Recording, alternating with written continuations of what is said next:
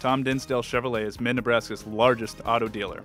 We want to help you make a difference. The dollars you spend at Tom Dinsdale Chevrolet help support over 100 local schools, organizations, and events. Come browse our huge selection of used and new vehicles in stock, and always receive top dollar for your trade-in.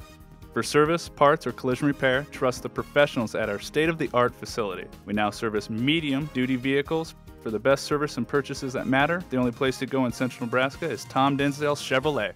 You know, we play 6 matches in the next week, starting Friday, and we're going to have to grow up fast in the next week, so I'm just as interested in you guys to see how our team does and how they play, and hopefully in the next week we're going to create our identity and figure out as a group how to be successful. And so we have plenty of opportunities to do that with the competition this weekend especially, and then going on the road next weekend to San Luis Obispo. We still got a couple things we're going to tweak, and you know, one of the things that you guys that follow volleyball seriously, going to 25 points now, you want to, we're going to average about 2.5 rotations. So in other words, if Jordan Larson starts at left front, she's going to go through once, twice, and maybe a half time and the game's over. So you want to stagger your people so your people that can score points are up in that front row as much as possible. And so we're trying to create a system and a lineup that allows us to do that so we get our point scorers up there as much as possible. And that's what we're kind of still tweaking with.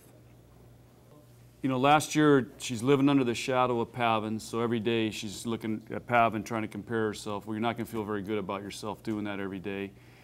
And the other thing is the tempo of the way we set her now is much faster than what we did with Pavin, so it's more suited for her. So I think her confidence is building, and those two things really have allowed her to develop. But she's got to be a big-time player for us, and I think she's an exceptional blocker, and as an attacker, she continues to get better and better as she gets in a rhythm with Sydney Anderson. Well, I think this year's team has worked maybe harder than last year's team because they know they're going to have to make up for some of the talent that graduated. The hardest thing has been not having a setter, and so that's what feels right now. We don't have the rhythm yet that we need, that we would have had at this time last year. That's only the biggest difference. Otherwise, you know, this is Nebraska. We're going to compete, and these kids are going to play their hearts out.